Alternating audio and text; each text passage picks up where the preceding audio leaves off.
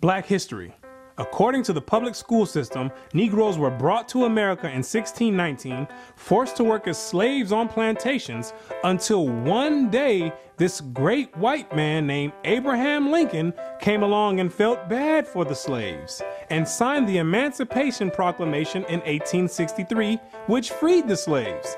But there were still some bad whiteys in the southern states that passed Jim Crow laws for segregation.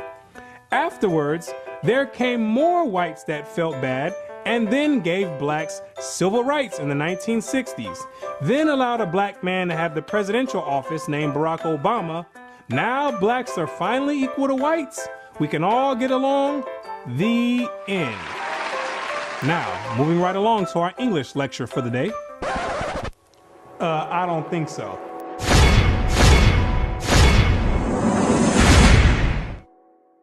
Black history. What do you know about Black history? Let me ask you a question. Prior to the transatlantic slave trade in the 1600s, what was your nationality? What did you call yourself? Some may say African. Well, Africa is a continent, and in that continent, there's over 47 different countries in there. Which one do you come from? What language did you speak prior to the 1600s? Was it English? There's over 1,500 dialects being spoken in the land of Africa. Pick one. What clothing did you wear? Was it high heels and stilettos? Skinny jeans and Vans? What food did you eat? Hamburgers and hot dogs? French fries and SpaghettiOs? What religion did you partake in? Who was your God? Was it Christianity and Cesare Borgia? Most of you have no idea about the answer to these questions. You have no recollection of any history prior to the transatlantic slave trade. Now, is that a coincidence or by random chance? I don't think so. Have you ever asked yourself, why is it that in the public school system that every time the subject of Black history is taught, it always begins in the 1600s and with slavery? Why is that? Doesn't that raise some antennas and spark inquiry? Why is it that the public school system is so committed to revolving Black history solely on the past 400 years? Why is that? Is it because there's a deficiency in historical data? Or maybe because there's no history at all prior to the 1600s. Maybe Black people just poofed out of thin air, sporadically, landed on slave ships, and they said, hey, we got a new species here, and start importing and exporting them all over the world. Maybe that's what happened. The question arises, what is the drawback on this history? Why does it keep being withheld? What's the big idea about it? Why is it being held hostage? That's the question. Why can't it be expounded on? 100 years prior to the 1600s? 300 years? 500 years? 1,000 years? Why is that information not being revealed? What's the big secret? What's the mysticism about it? What you're going to come to realize is that your identity is the biggest kept secret on the planet Earth. Oh, you thought that NASA and the space station and the secret missions being conducted by them, oh, you thought that was the biggest kept secret on Earth. No, this is bigger than that. You thought that the government and the CIA and the FBI hiding information about UFOs and Planet X and Nibiru and aliens, you thought that was the biggest information and biggest kept secret. No, this is bigger than that. The elite Confederate has spent billions of dollars and constructed an innumerable amount of psychological stratagem to ensure that you never received and acquired this information that's about to be put out. You're about to receive pertinent information from some of the most reputable biblical scholars, historians, and archaeologists. And they all know something that you don't know. And that's your identity. Ham, the youngest of Noah, born probably about 96 years before the flood, and one of 8 persons to live through the flood. He became the progenitor of the dark races, not the Negroes, but the Egyptians, Ethiopians, Libyans, and Canaanites. Wait, the churches and the pastors, which are set up by the government, all teach in unison a doctrine that all black people come from the seed of Ham. But once you open up scholastic sources, you'll find out that the biblical scholars say something totally different from what's taught in Orthodox Christianity. What do they mean by Ham is the father of the dark races but not the Negroes? The Negroes themselves are a dark race of people, so how can you say that Ham is the father of all these dark races and exclude the Negroes? What are the biblical scholars trying to convey? What the biblical scholars are saying is that you're not African. There's only 4 families according to the Bible that make up the native population of Africa, or the land of Ham. And the biblical scholars know that you don't descend from any one of those 4 families. In order to write that in a scholastic and academic book, the biblical scholars have done extensive and thorough research on both the so-called Negroes and the Africans, the native Africans. And they've came to the conclusion after the extensive research that the Negroes don't have anything to do with the native Africans at all. They're 2 totally separate people. In the 1840s, Morton collaborated with George R. Glyden, an Egyptologist, who provided him with mummy heads and information about the racial significance of Egyptian tomb inscriptions. In Crania Aegyptiaca, published in 1844, Morton pointed out that both cranial and archaeological evidence showed that the Egyptians were not Negroes. In 1840, Dr. Morton was trying to find out the racial origin of the so-called Negroes that were in America in slavery. So he got together with the Egyptologists, which supplied him with the mummy heads, and what he did was conduct an extensive research on the cranial remains of the heads in Egypt, in contrast to the cranial remains of the heads in America. And what he found out is that the Negroes that were in slavery were not Africans. He found out that the skulls were 2 totally different types of skulls. The Negro's head was longer than the Egyptian head. The physical characteristics from the outside look similar, with the thick lips and the broad nose. But once you start delving into the real characteristics, he found out that there were 2 totally different people, as abolitionists and colonizationists had maintained, and that in fact, blacks had been relegated to the same servile position in ancient Egypt as in modern America. But what Dr. Morton did discover is that the Negroes that were serving slavery in America served the same position and servitude in ancient Egypt when they matched other skulls and other cranial remains in Egypt. They said these are exact matches. So what are the scholars saying?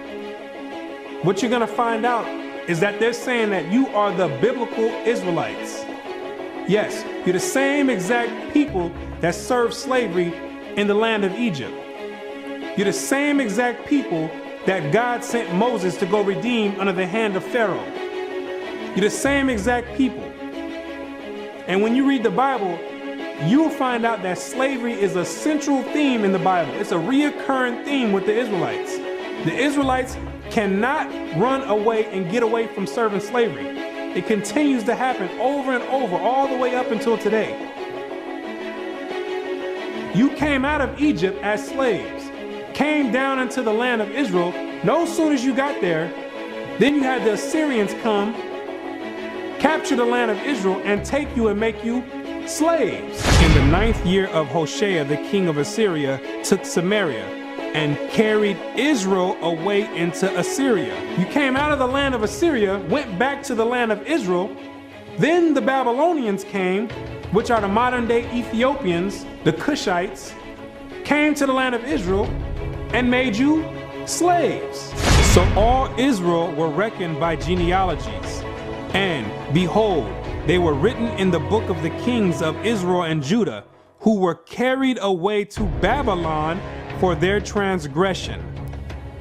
You came out of the Babylonian captivity, went back to the land of Israel. Then the Persians came on down there, took the Israelites and made you slaves. For we were bondmen, yet our God hath not forsaken us in our bondage, but hath extended mercy unto us in the sight of the kings of Persia.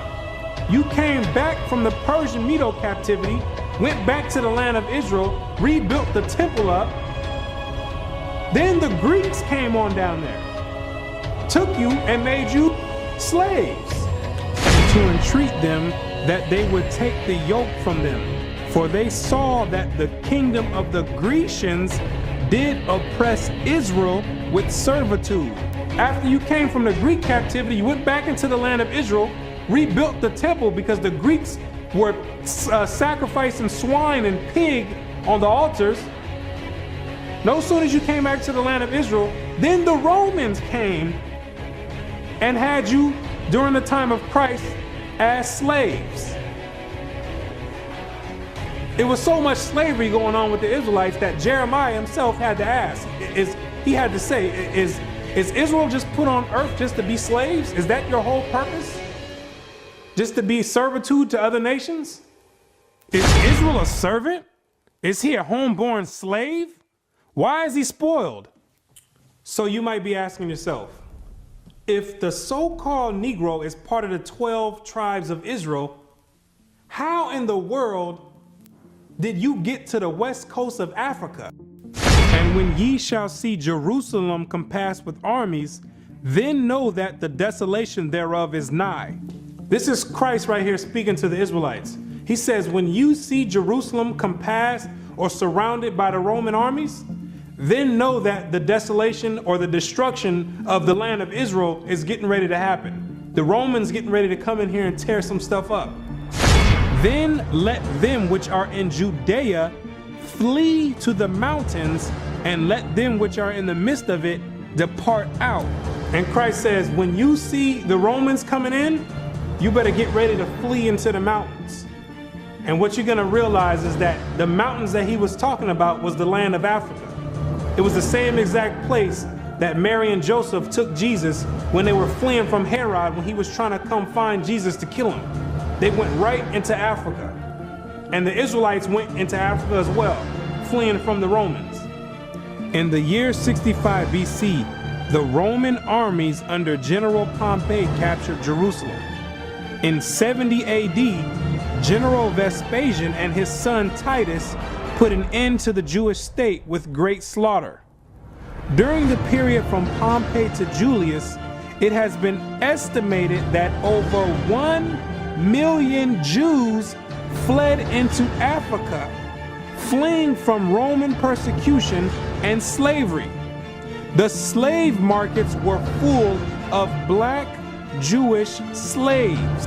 Over 1 million of you Israelites fled from the land of Israel into the land of Africa, running away from the Romans because the Romans was coming to put slaughter to the Israelites. The ones that didn't take heed to the prophecy of Christ when he said you better leave and go to the mountains, go to Africa, when they got caught by the Romans, they were taken back to Europe and sold in slavery and put in servitude and became gladiators, put in the lions' dens. The pagans and the Romans attacked the Jews indiscriminately. Both the Jewish soldiers and the uninvolved peaceful population without mercy. As a result of this merciless attack, many Jews fled to those parts of northwest Africa known as Tunisia, Algeria, Morocco, and Mauritania. Many other Jews fled to other areas where Rome did not have any jurisdiction. This was to the region of the south, the Sahara Desert, and the Sudan.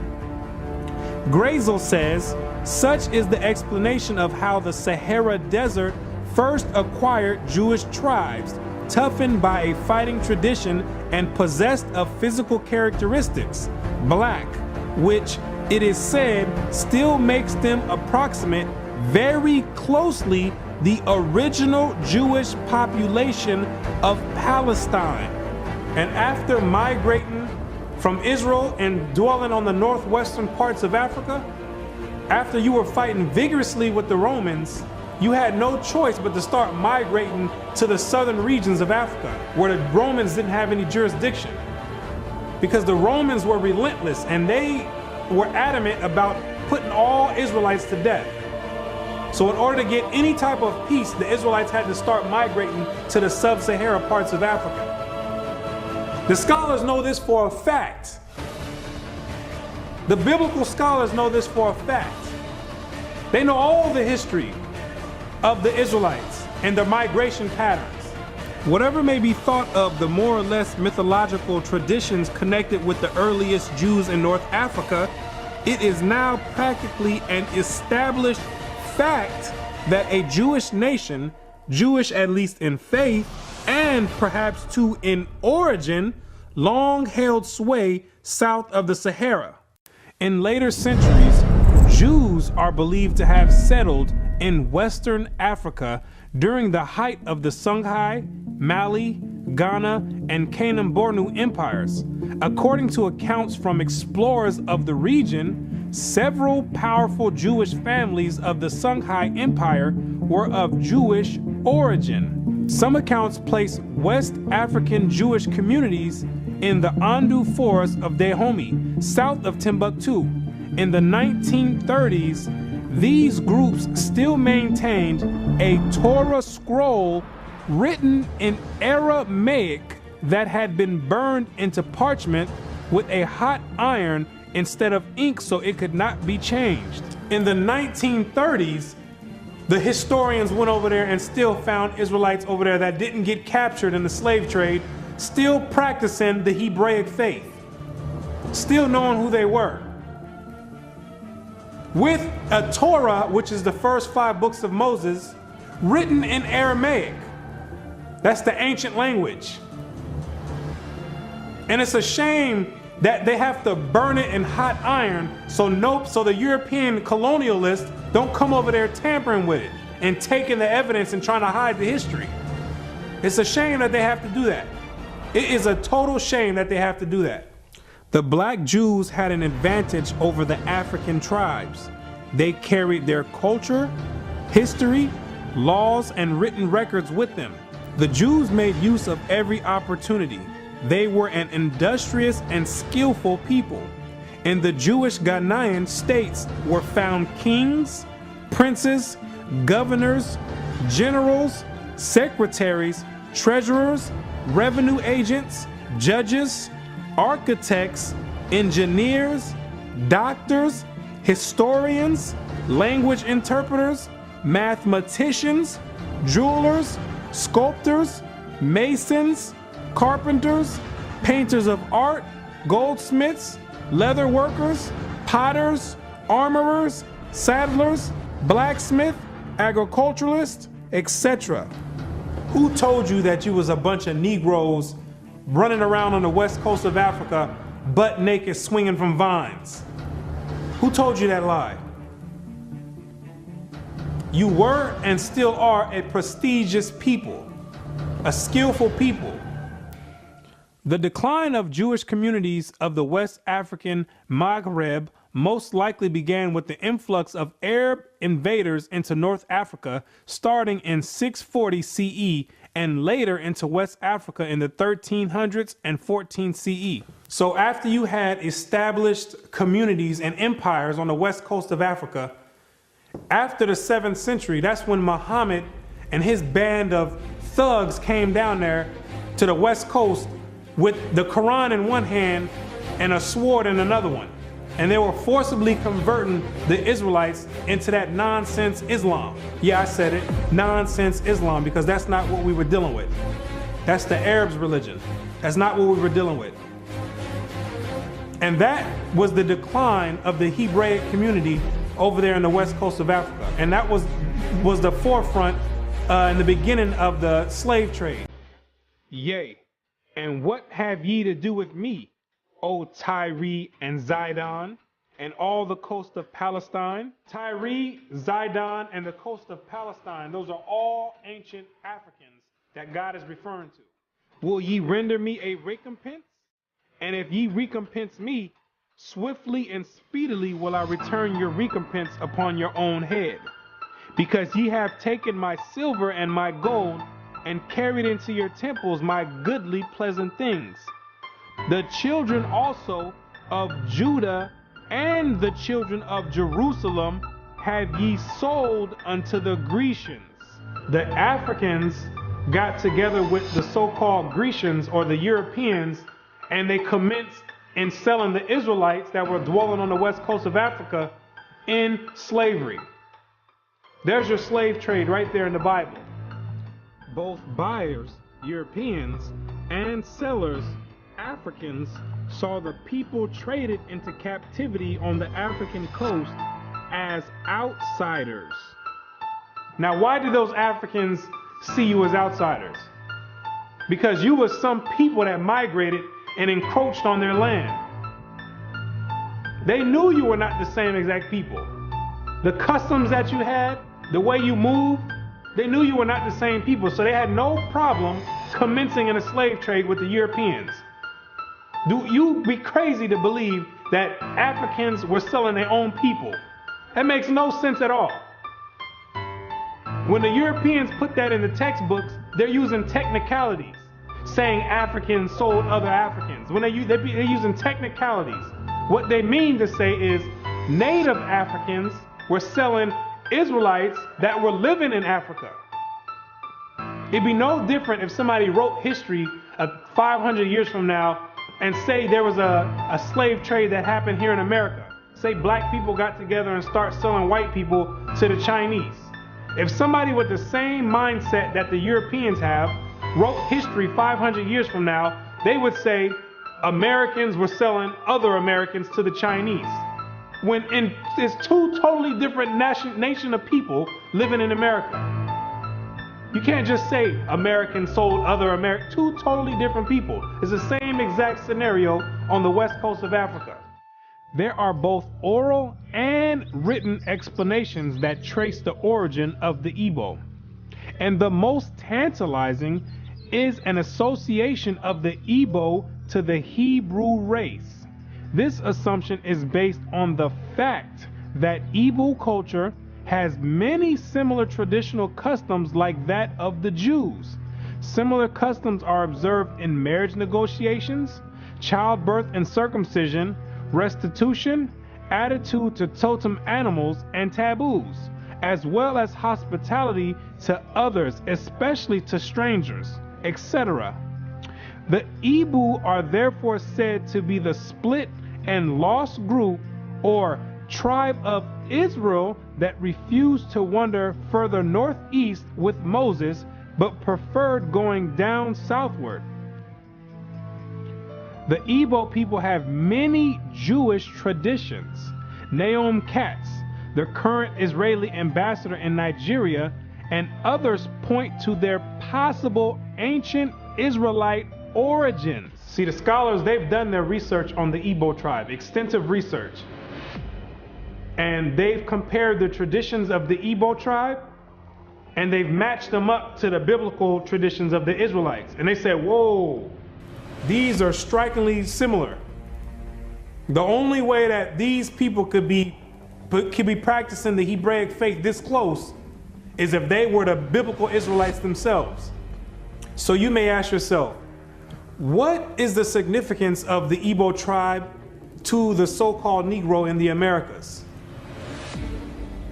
When you do the research, what you're going to find out is that the Igbo tribe is one of the main sought-out tribes that were captured and sold in the transatlantic slave trade and came right here to America. The British were the major buyers before they banned their own slave traffic in 1807. They were replaced by the Portuguese and the Spanish for as long as the traffic continued here.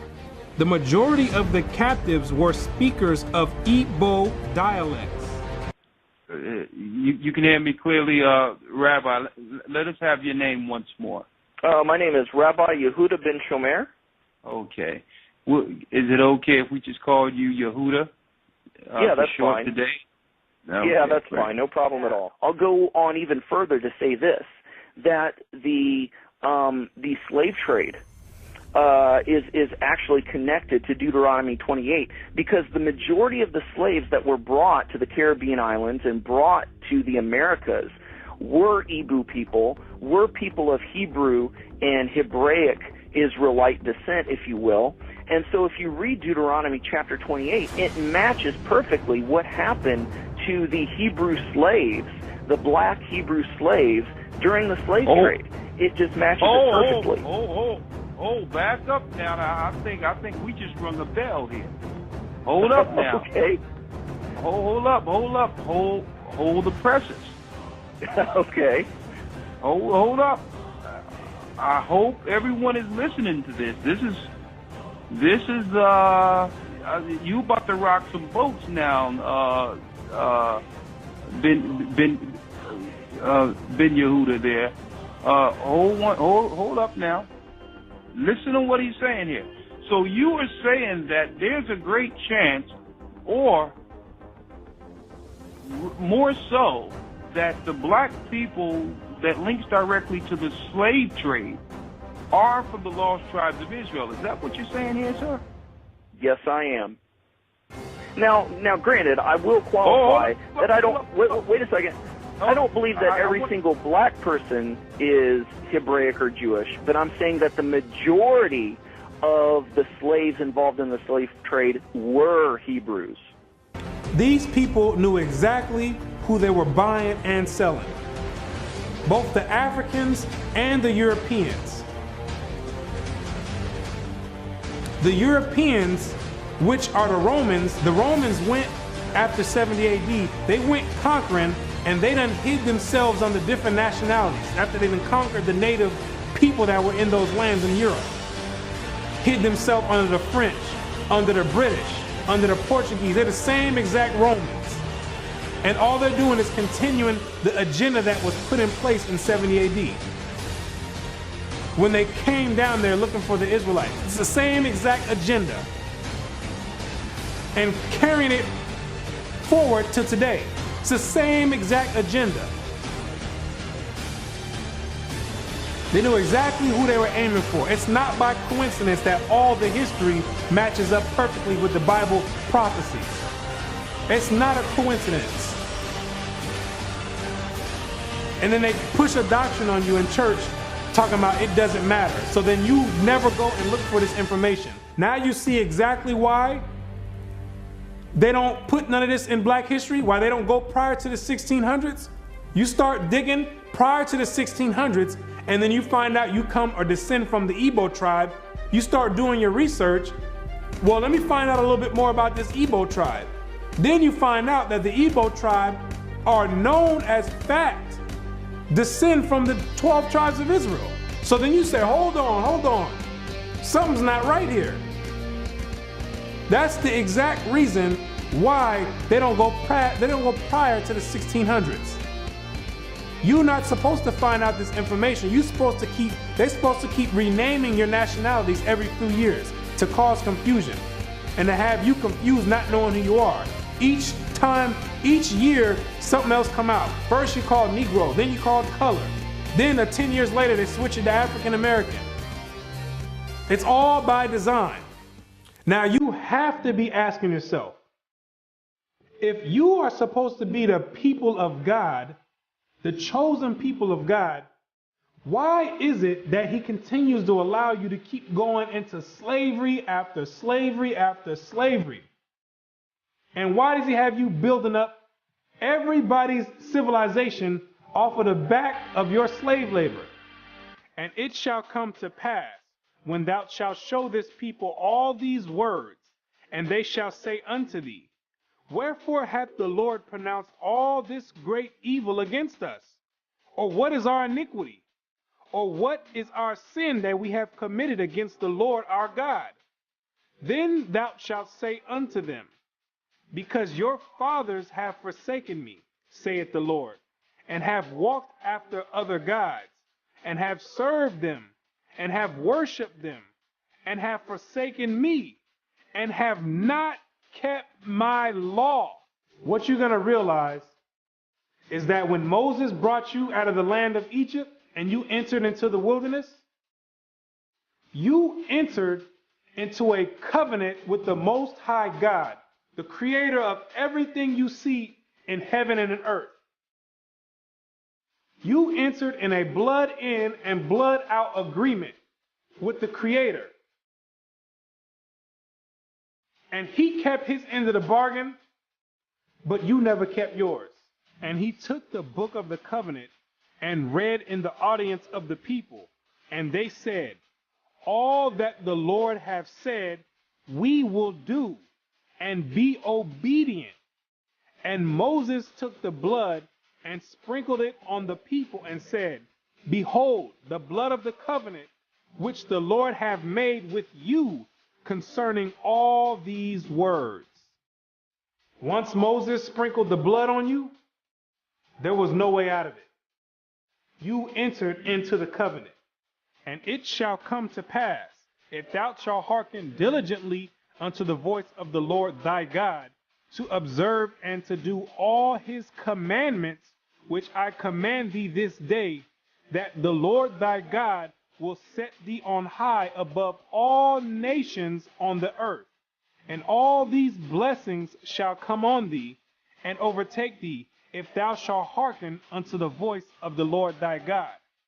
You see, if you kept your end of the bargain, the deal was the Most High was going to set you above all nations on the planet Earth. You know, the same spot that the Europeans have today, that was supposed to be your spot if you kept his laws, statutes, and commandments. But, that means there's a stipulation. There's two sides of the bargain. It shall come to pass, if thou wilt not hearken unto the voice of the Lord thy God, to observe to do all his commandments and his statutes which I command thee this day, that all these curses shall come upon thee and overtake thee. Thy sons and thy daughters shall be given unto another people, and thine eyes shall look and fail with longing for them all the day long, and there shall be no might in thine hand. Thou shalt beget sons and daughters, but thou shalt not enjoy them, for they shall go into captivity. The stranger that is within thee shall get up above thee very high, and thou shalt come down very low. Moreover, all these curses shall come upon thee, and shall pursue thee, and overtake thee, till thou be destroyed, because thou hearkenest not unto the voice of the Lord thy God, to keep his commandments and his statutes which he commanded thee. And they shall be upon thee for a sign and for a wonder, and upon thy seed forever, because thou servest not the Lord thy God with joyfulness and with gladness of heart for the abundance of all things. Therefore shalt thou serve thine enemies, which the Lord shall send against thee, in hunger and in thirst and in nakedness and in want of all things. And he shall put a yoke of iron upon thy neck until he have destroyed thee. God says you'd have the yokes of iron on your neck until he has destroyed you. So that means when he takes the yokes of iron off, you were destroyed. When did that happen? In 1863, when Abraham Lincoln signed the Emancipation Proclamation. The yokes of iron came off. But at that time, your whole history had been whipped out of you. When the master gives you something, you take it. He gave you a name. It's a nice name. It's Toby. And it's going to be yours till the day you die. Now, I know you understand me, and I want to hear it. Again!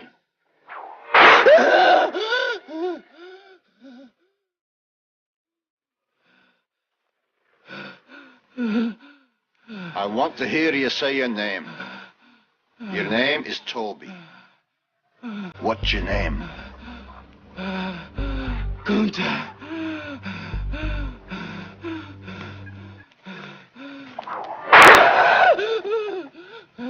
Lord God, help that boy. They're gonna whip him dead. What's your name? Say it. Toby. Who are you? Say your name.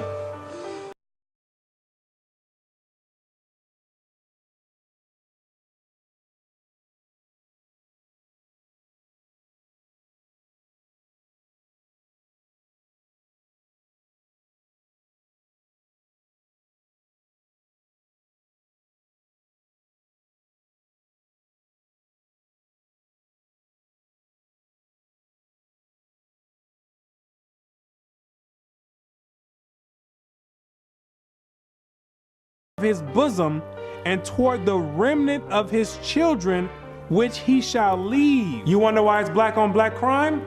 You didn't keep your part of the covenant. You wonder why black men always leave the children? You didn't keep your part of the covenant. Also, every sickness and every plague which is not written in the book of this law, them will the Lord bring upon thee until thou be destroyed. Why are you number one in HIV? You didn't keep your part of the covenant. Why are you number one in hypertension and high blood pressure? You didn't keep your part of the covenant. Why are you number one in high cholesterol? You didn't keep your part of the covenant. Why are you number one in diabetes? You didn't keep your part of the covenant. Why are you number one in all negative effects across the board? You didn't keep your part of the covenant. And the Lord shall scatter thee among all people from one end of the earth even unto the other.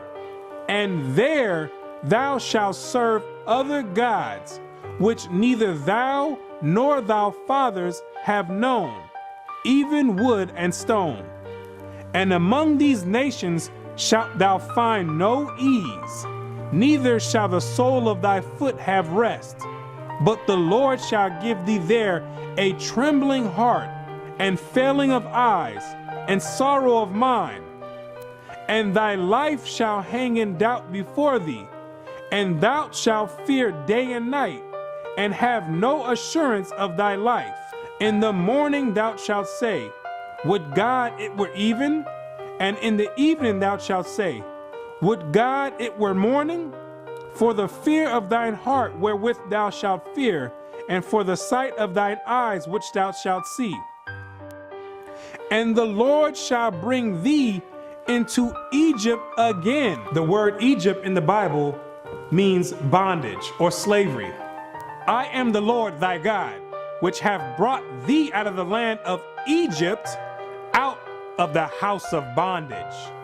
So when God says he's gonna bring you into Egypt again, he's saying, I'm gonna bring you into slavery again with ships. But this time you're going with ships, packed up like sardines in a can. By the way whereof I spake unto thee, thou shalt see it no more again. And there ye shall be sold unto your enemies for bondmen and bondwomen, and no man shall buy you.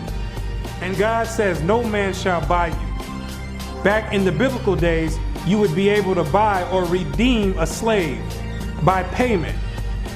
But God says no man is going to be able to redeem you out of this slavery. This last one I bring you to, this last Egypt, nobody's gonna get you out of it. Marcus Garvey tried to get you out of it, didn't work. Martin Luther King tried to get you out of it, didn't work. Malcolm X tried to get you out of it, didn't work. Louis Farrakhan tried to get you out of it, didn't work. Al Sharpton tried to get you out of it, didn't work. Why? Because you are still breaking the covenant.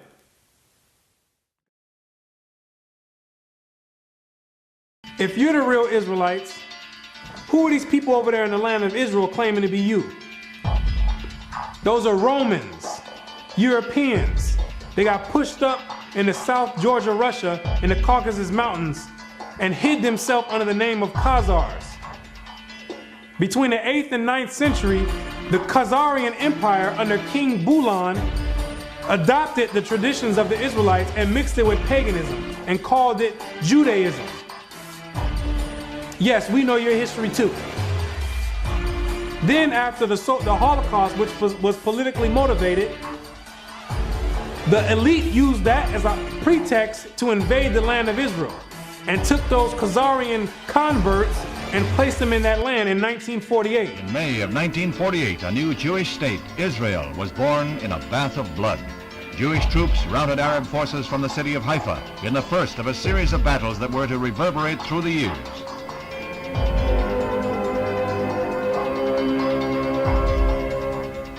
In the year of independence, fighting was fierce in the Negev desert area. Here, Israeli troops routed the Arabs and took hundreds of prisoners. Meanwhile, on May 14, 1948, the new government headed by David Ben-Gurion is installed in Tel Aviv. Thus, for the first time since the Roman legion destroyed Jerusalem in the year 70 AD, the Jewish people have a nation of their own. United Nations teams accompany Israeli soldiers under the white flag to retrieve the bodies of soldiers killed in the continuing strife with Arab troops. The UN was able to effect some uneasy pacts calling for a truce, but skirmishes continued to break out. Dr. Chaim Weizmann joined Premier Ben-Gurion in the government. The Jewish patriot became president as Israel went before the United Nations to seek a place in that world body. The Middle Eastern Arabic nations were in violent opposition, and when Israel was voted a membership, they walked out in a body. For the rest of the day, their seats remained empty, but they returned the next morning to no further incident. Thus, history was made as the Jewish state of Israel was born. Conceived in strife and weaned on violence, Israel has flourished to become a constructive voice in world affairs. Her flag became a symbol of hope. To destabilize the Middle East. Prior to that, those people never lived in the land of Israel. Prior to 1948, those people never stepped foot in the land of Israel. Those are Europeans hiding themselves, European Romans hiding themselves under Jewish. That's what they keep doing each time. They keep going different places and taking on different nationalities. They're the same exact people. These are the same exact people that funded your transatlantic slave trade. Yes, the same Jewish man, the same Romans. These are the same people that's responsible for your 400-year short span Black history curriculum. These are the same exact people that control the media outlets and push rap music on the whole Black community and support it and push it on the forefront. The same exact people. They control all the media. These are the same exact people that are responsible for your Christian churches in all the neighborhoods in the Black community.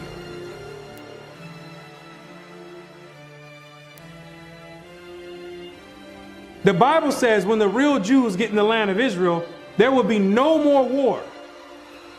Since those converts, Khazarian converts, went into the land, it's only been war. They don't fit the prophecies. They over there dealing with Satan. I know thy works and tribulation and poverty, but thou art rich. And I know the blasphemy of them which say they are Jews and are not, but are the synagogue of Satan, using the Babylonian Talmud as their authoritative source. These people are not the real Jews, and they have nothing to do with the Most High God and the biblical Israelites. They're not the real Jews, and they're dealing with Satan at the highest level. What are these nations trying to accomplish by suppressing all this information?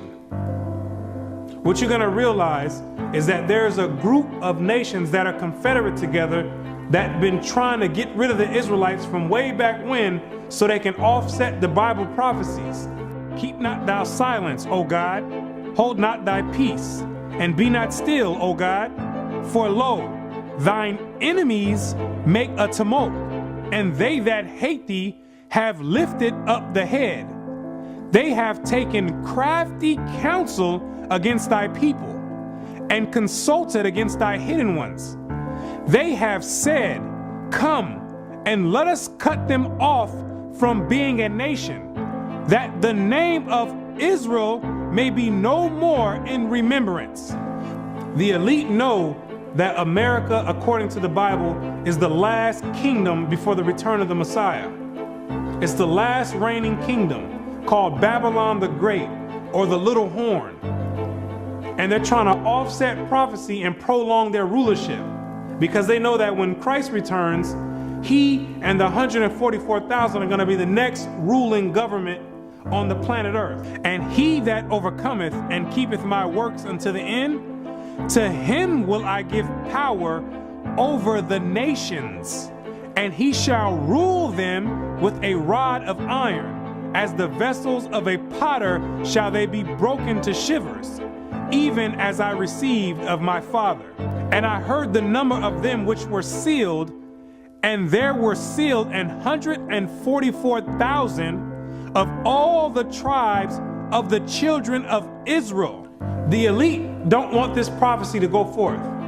They're going to do anything in their power to offset the prophecies and prolong their rulership, because they know that once the Israelites are in rulership or in authority, that all these nations that had a hand in enslaving the Israelites, they're all going in captivity. It's going to be their turn for servitude.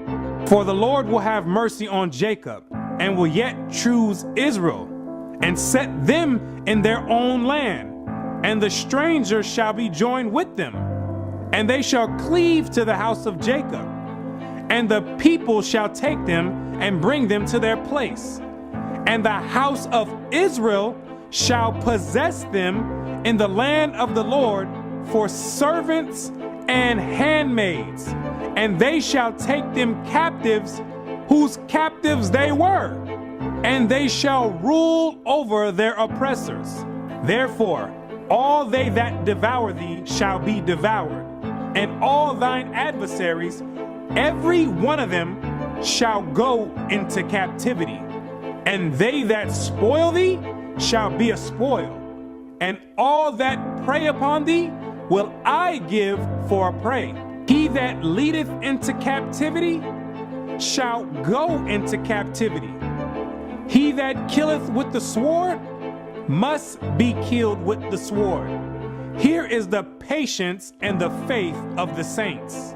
The elite have got together with their top scholars in their think tanks, and they know these prophecies to a T. They didn't study this book back and forth. They understand all the breakdowns and prophecies.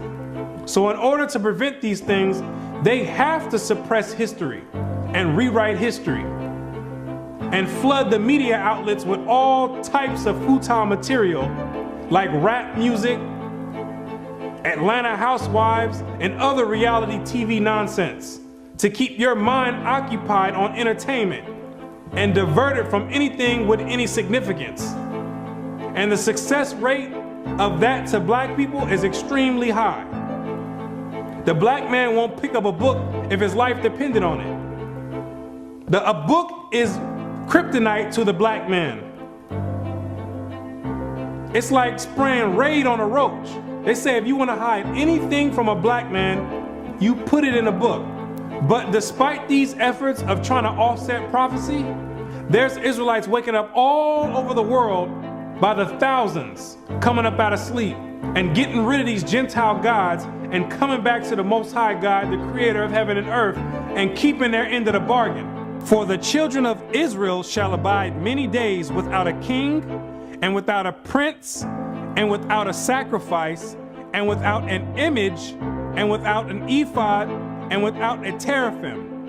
Afterward shall the children of Israel return and seek the Lord their God and David their king, and shall fear the Lord and his goodness in the latter days. The kingdom of heaven rulership, the governing body, is being set up right now in the midst of everyone, and nobody even knows it. While America is on an economic decline, God is raising up the ruling government of the kingdom of heaven.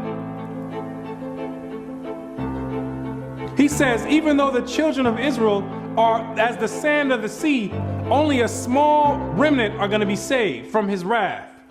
Isaiah also crieth concerning Israel, though the number of the children of Israel be as the sand of the sea, a remnant shall be saved.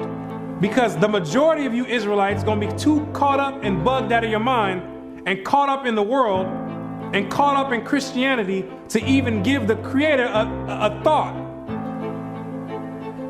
and even to consider to go back and keep your part of the covenant. But God says He's not sending you in slavery no more. He says if you didn't learn this time from all the captivities you've been under, if you didn't learn from getting your backs whipped, if you didn't learn from being hanged, if you didn't learn from having your sons and daughters sold, He says, I'm not bringing you into captivity no more after America. This is the last captivity. He has another plan for you. You got another punishment coming. It's called the lake of fire. But the fearful and unbelieving and the abominable and murderers and whoremongers and sorcerers and idolaters and all liars shall have their part in the lake which burneth with fire and brimstone, which is the second death. And you're going to be there for a very long time. But to those that have an ear and come back and return to the Heavenly Father, He's going to make a new covenant with you. For finding fault with them, He saith, Behold, the days come, saith the Lord, when I will make a new covenant with the house of Israel and with the house of Judah.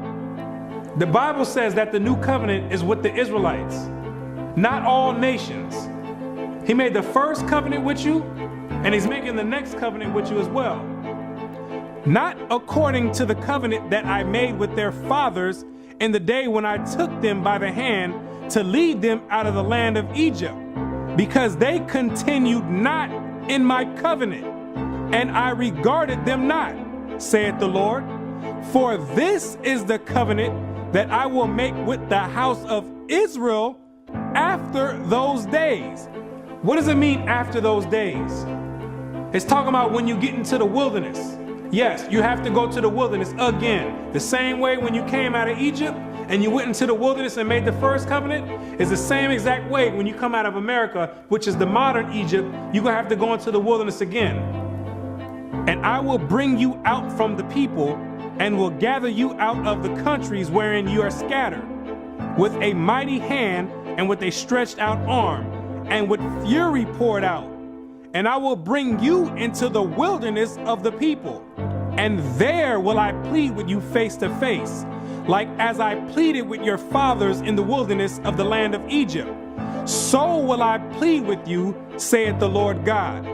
And I will cause you to pass under the rod, and I will bring you into the bond of the covenant. The covenant is going to be made after Christ returns. That's the new covenant. Then in the new covenant now, you're still under the same exact covenant you made when you came out of Egypt. That's a binding covenant right now. I will put my laws in their mind and write them in their hearts. And I will be to them a God, and they shall be to me a people.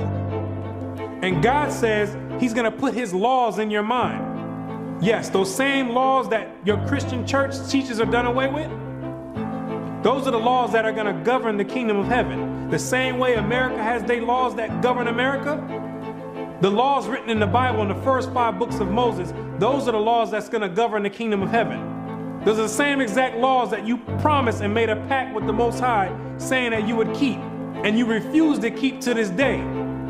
That this is a rebellious people, lying children, children that will not hear the law of the Lord, which say unto the seers, see not, and to the prophets, prophesy not unto us right things, speak unto us smooth things, prophesy deceits.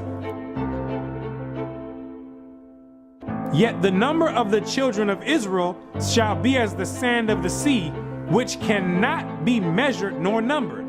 And it shall come to pass that in the place where it was said unto them, ye are not my people, there it shall be said unto them, ye are the sons of the living God. In these same exact places where you were scattered for a reproach and called by different names like African American, Negro, and colored people, and where you were told in church that you were a Gentile, in these same exact places, it's now being told to you that you're actually the children of Israel. Prophecy is being fulfilled right now. It's up to you now to make a choice. Either you're going to come back and keep your end of the bargain, or you're going to still stay out in the world. And if you stay out in the world, the only thing you can look forward to is weeping and gnashing of teeth. The Most High is extending out his hand one last time. It's either you're going to repent and come back, or you're going to die in your sins. You can hang on to whatever you want. You still want to worship the Gentiles' gods? You go for it. The Gentiles can teach that the law's done away with. They wasn't back there in the wilderness, and they wasn't back there with the blood sprinkled on them. They wasn't under a covenant. They weren't back there saying, we will obey. You did. The Most High never gave them no laws to keep, but he gave it to you. He showeth his word unto Jacob, his statutes and his judgments unto Israel. He hath not dealt so with any nation. And as for his judgments, they have not known them. Praise ye the Lord. So there's no punishment for them not keeping the laws. But there's a great punishment for you not keeping it. So it's time to decide.